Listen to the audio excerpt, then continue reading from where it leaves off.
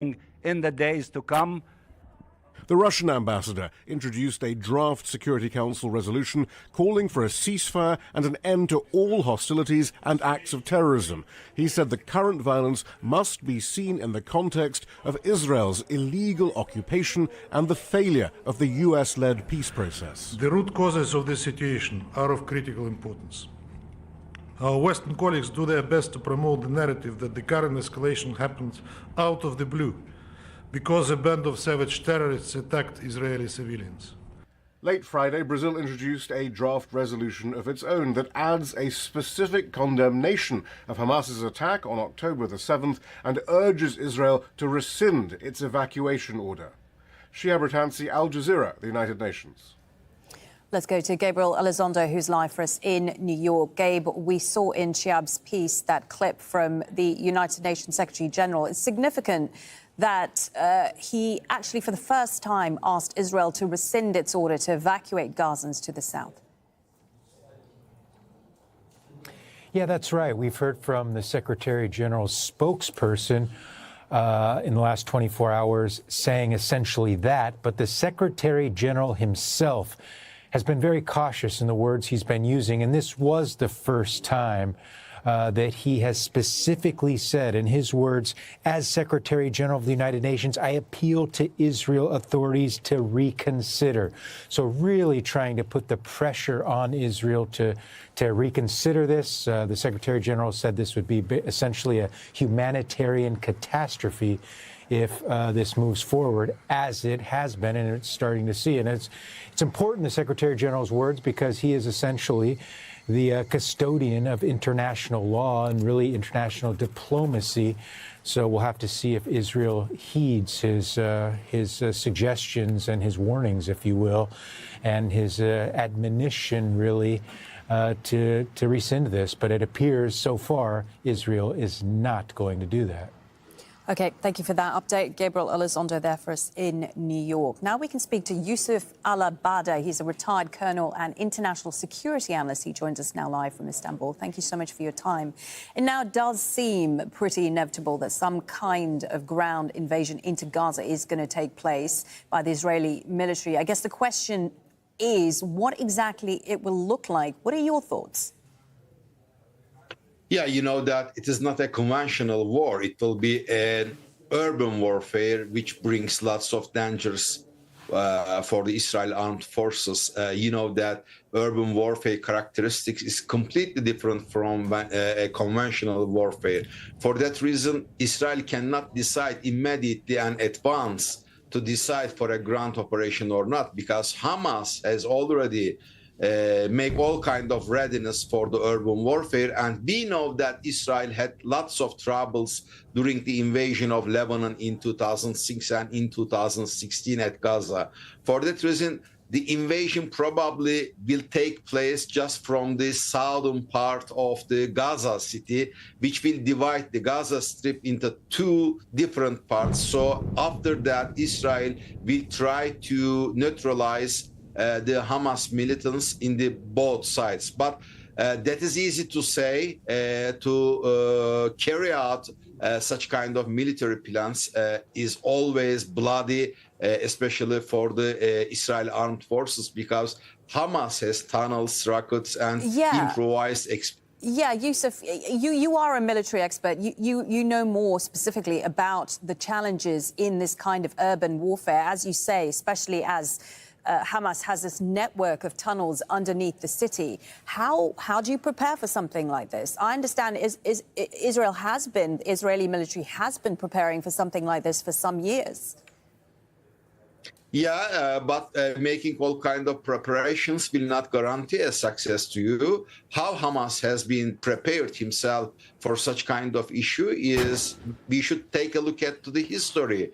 They have all been bombed throughout more than 15 years in a very isolated area. For that reason, that is an organization like the other organizations, which is adaptive. For that reason, Hamas also has been prepared for some new tactics and also for lots of guerrilla warfare inside the city. For that reason, Israel made preparations, but let alone do not forget that Hamas is an organization which is learning and very adaptive. They have also made preparations. For that reason, it will not be easy and a piece of cake for the Israel armed forces also.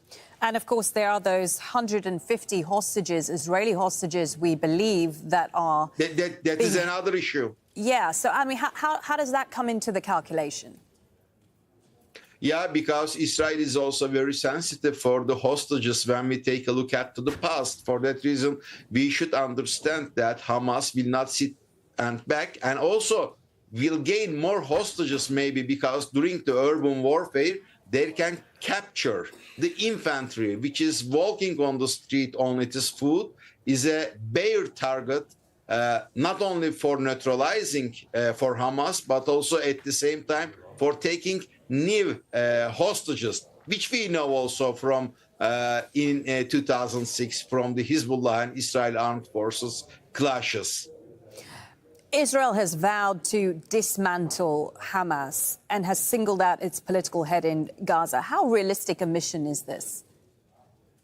Yeah, okay, we should understand that the radicalization process has started since more than 30 years in these lands. And that radicalization process also make all the civilians so radicalized against the Israel armed forces because of the violence which was carried out by the Israel armed forces. For that reason, to dismantle who is Hamas, who is civilian is so hard, and Israel knows it very well. So vowing to beat the Hamas militants in these lands means that Israel wipe out all the civilians to the Sinai Peninsula inside the Egypt, and which will kill whoever seems on the ground. There is no explanation other than that, because we do not know that who is Hamas, who is civilian.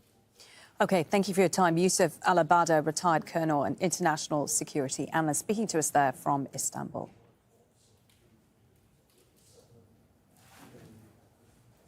OK, we're going to just head for a short break now, but we will, of course, bring you a lot more coverage of the Gaza-Israel war, as well as all the latest breaking news and developments. Stay with us.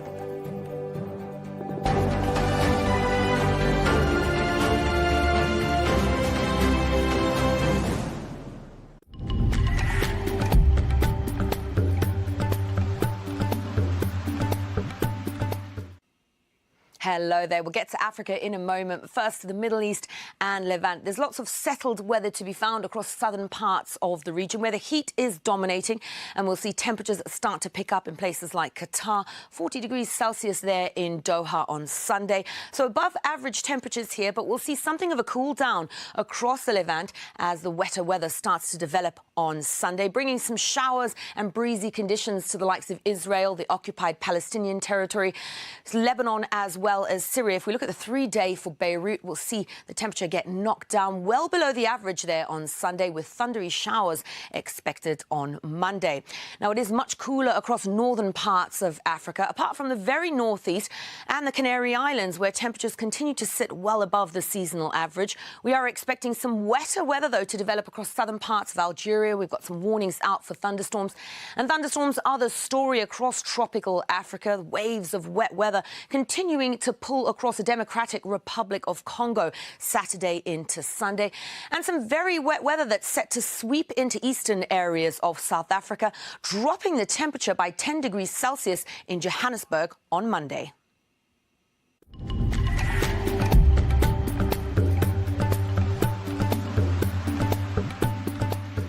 The latest news as it breaks. While dozens of cases have been reported in conflict zones, the unit says that those do not reflect the real number. With detailed coverage.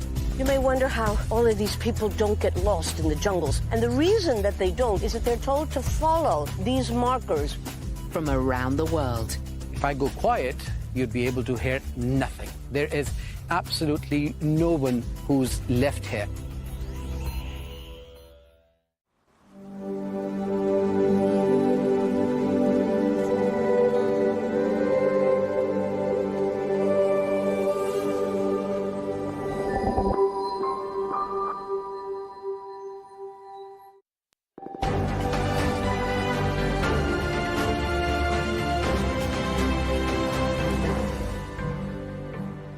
Welcome back. You're watching Al Jazeera and our continuing coverage of the Israel-Gaza war. Let's recap some of the latest developments that we are getting now.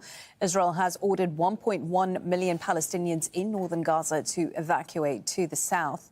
At least 70 Palestinians, mostly women and children, have been killed as they were making that journey. Israeli airstrikes have killed 1,900 Palestinians since Saturday. The total number of Israelis killed now stands at 1,300. That includes 265 soldiers. Meanwhile, Russia has drafted a UN resolution calling for humanitarian ceasefire and condemning violence against civilians on all sides. At least 16 Palestinians have also been killed on Friday by Israeli forces in the occupied West Bank. They were protesting against the bombardment of the besieged Gaza Strip. In total, 51 people have been killed in the occupied West Bank since Saturday. Heavy restrictions on Palestinians remain in place. Nid Ibrahim has more. Just a warning, there are some strong images in her report. The Palestinian message was for unity. This was the response.